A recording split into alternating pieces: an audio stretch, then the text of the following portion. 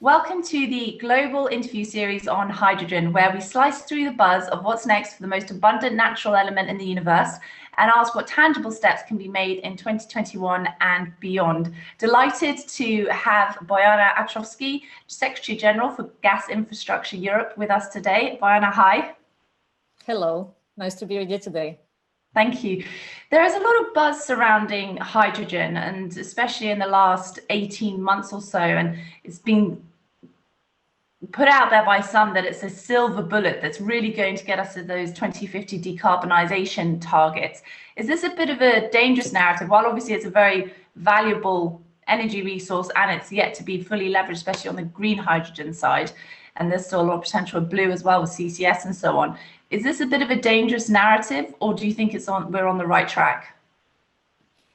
Well, actually, those are things which are quite connected. Many questions that you raised with the huge importance, of course, when we talk about hydrogen. So today, our energy system tends to be very much integrated, increasingly integrated. So that means that between the different regions of Europe and also sectors and also key energy sources, there is really a need for us to join forces to deliver the objectives of the European Union and the targets that are set by 2050.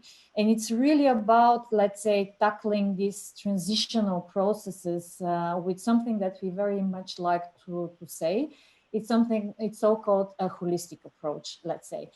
It is obvious that very much becoming let's say, the blooming of the hydrogen ecosystem, and will be very much pivotal level of the transition processes, let's say. It will help us very much to tackle the decarbonization of the hard to decarbonized sector, and it's crucial to strengthen the global intention here. So when we talk about sectors like, for example, heating and also transport. But the other thing which is really key for Europe is to recognize the blooming of hydrogen on the perspective of the technical leadership. And we as a gas infrastructure can play a very important role on that process by offering a very affordable and sustainable solution to store and to transport, let's say, this renewable and low carbon molecules, which are going to be very much needed for this transitional process. And what is very much important is also what will be the costs for the society when we talk about the transitional processes. And here the European gas infrastructure can play a very important role. We are taking a very huge actions to find innovative solution, and there are more than 20 innovative projects across the regions that our members are coming with as a solution. But indeed, beside hydrogen, there are also other options to boost really a tangible progress. And the European policymakers and the institutions should not forget also about these options. So just to loop back to what you mentioned there about 20 projects just then across your members, are those 20 hydrogen related projects? Yes, there are projects which are really try to innovate the gas grid. There's are projects which are related to the potential of storing hydrogen. There's are projects which are very much related of transportation of hydrogen. We are also very much in the light of showcasing the possibilities, let's say, how to decarbonize also the LNG terminal. So when we talk about what is needed from our perspective, and let's say when we talk about hydrogen, there is really a need to allow us as an infrastructure to fully unleash the potential of the decarbonization that we can showcase. So with the right intensive and the policies, we can support the decarbonization on the sectors that I mentioned that are really hard to decarbonize. So for example, what we think it's important is that really the PCI process needs to be, let's say, simplified in a way. And the 10-year revision should also recognize the important role of the existing gas storages and LNG terminal to deliver those objectives. So, just for quickly, example, you just meant on those 20 projects, I just want to loop back to those, because this has been a point very much about the level of commercialization of innovations, and the ideas are very much there, but getting them commercialized and then thus deployed is a lot trickier, and it's been raised by IEA a lot. Of those 20 projects, obviously you can't give us specific numbers, but can you give an idea of what kind of timeline we're looking at? Are we, and this is very much with the whole hydrogen conversation, because of course solar was a very exciting space for many, many, many decades, but it's only really gotten bones on it and meat on the bones in the last 10 years or so. So I think this is be great to pin down with hydrogen what kind of timeline we're looking at, because there's a lot of talk about cost competitiveness for green hydrogen against blue and grey by 2030. It's a very popular estimate, and the momentum is certainly building on the government side for that. Is that realistic with everything that's happening at the moment? Well, absolutely. And basically, this is actually the positive news that we can share. So many of the projects are having a timeline which is very much fitting within the objectives by 2030. So basically, we are very much also on the light with the recovery plans that are having a schedule from 2021 to 2027. So many of the projects are having a deadline to be delivered by 2025, by 2030. And so that is really a positive news that we can be fit within the light of what is necessary to be delivered. Excellent. And in that broader picture as well, you touched on transport shortly ago, and the feel among some is that some in aviation, and obviously you've got CORSIA for aviation and IMO 2020 for shipping, two major steps that have happened in the last few years, and implementation is underway, and compliance so far to IMO 2020 is strong, depending on which accounting and measures you want to abide by. And obviously CORSIA is still very early on in its stage. But there's this feel that perhaps these two industries, while many are making progress, some others are using the buzz of hydrogen as a distraction from making tangible progress. So while, you know, we've got green hydrogen happening in 10 years or so, so we're waiting for that. And you know, that will be our major step change. Do you see that happening? Well, actually, indeed, because you have mentioned also the transport sector, of course, well, the aviation sector, so also the cruising sector. There are many sectors which are really looking on possibilities of decarbonizing. So, for example, from our side, do you know that, for instance, that LNG facility can be very much easily used today for climate neutral bio-LNG with almost no modification? So actually investing in LNG technologies today is not locking us to a polluted system. So in opposite, it could set Europe on track to become the entry door to low carbon and renewable liquefied fuels. That means no stranded assets for Europe and only scale up effect for climate neutral bio-LNG. So in the long term, when we talk about transport, LNG terminals have really the potential to be the import gates for renewable energy sources in liquefied form based on a very much proven business model. So through the assets that the terminals are having, the capabilities, also the locations and the expertise, but the location that is very much close to the industrial zones, the LNG terminals are very well positioned, let's say, to develop new services, making a great contribution to the energy transition in the circular economy. I'm absolutely sure that this will come absolutely with the timeline, because that was the meaning of your question. We will be able to deliver. Of course, it is a process.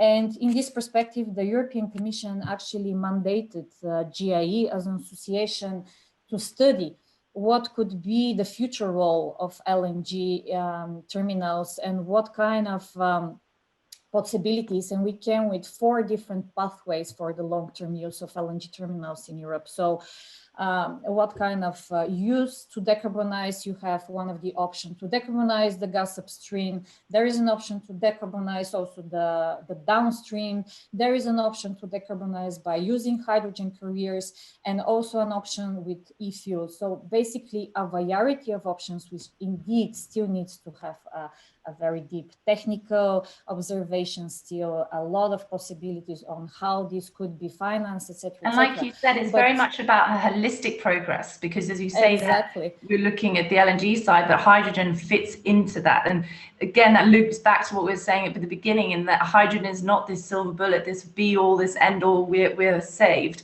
It very much needs to be a segment of the jigsaw rather than the whole jigsaw. Just to move on to the money side of things, please. The Hydrogen Council said that establishing a hydrogen economy will cost approximately 280 billion US dollars in terms of investment by 2030. Of course, in the biggest scale of things and how much we spend on the energy industry generally, and the cost of not mitigating the energy transition, that's not as large a figure as it might seem to start with. But how do you think funds to get that going will be discovered and will be used in a post-COVID world and the economic recovery? Yes, well, economic recovery basically is nowadays the most important question, I would say, because the newly established European Commission, the new members of the European Parliament actually started with a very important change in relation to the European Green Deal, and that was the objective, of course. But as the pandemic came, now we see that the recovery plans and the European Green Deal really goes hand by hand, right? So here the hydrogen and recovery are two sides of the same coin. So indeed the hydrogen ecosystems development, R&D, the implementation is part of the solution to set Europe on track for the sustainable recovery. But hydrogen is future, of course, as a key sector that should receive support under the recovery plans that are set up of the European Union. So mostly due to its ability, let's say, to boost the longer term objectives that we have, which are set of the European Green Deal when we talk about climate neutrality, the technological leadership. So basically there are member states which are already putting hydrogen in their recovery plans. This is something that it happens, we see already in Germany, in Spain, in France, in Romania. So hydrogen is going to be part of the recovery plans. Now, if we have talk about money, let's say, let's go to the figures. So in the recovery plans, let's say, of the European objectives consist two different instruments.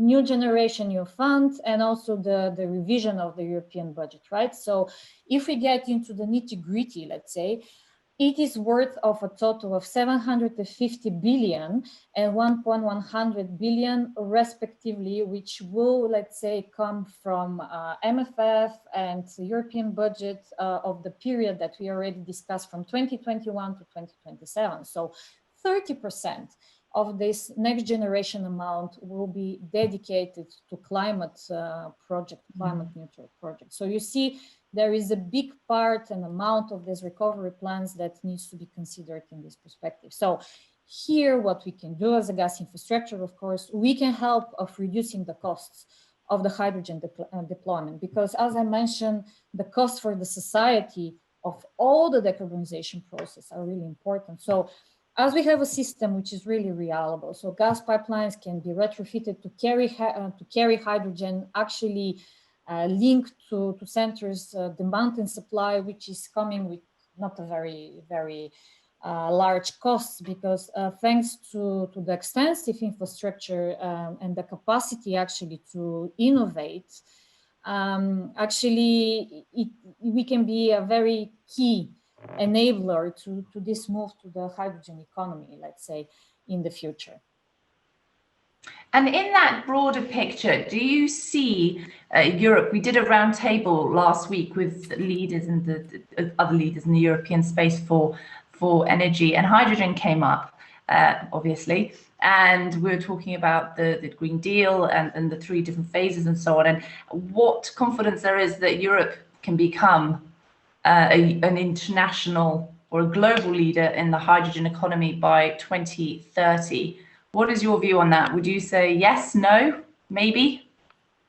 It sounds like yes. I will definitely say yes, indeed. And this is what we would like to deliver. Those are the goals, right? So we are very much determined as a as a continent, of course, to deliver that. I can only speak on behalf of our sites, right? So there's a number of, a lot of projects and innovative solutions that we are working already for more than a year, let's say. And we are very much determined that this will happen. So this is something that we are saying we are moving from theory to reality, let's say. So our system, the gas transmission system, is very well interconnected across different states. So it allows, let's say, to highly efficient supply. And we also showcase that there was a first pipeline which was already converted to the usage of hydrogen. The storages which are looking for any kind of different, again, technological solution to use the salt caverns, all the LNG terminals and the principles of the pathways that we would like to innovate. So from our side, I could say that we can ensure this technological leadership to happen for sure. The fundamentals are certainly there. Bojana, thank you so much for joining us today, and it's good to end on a positive note.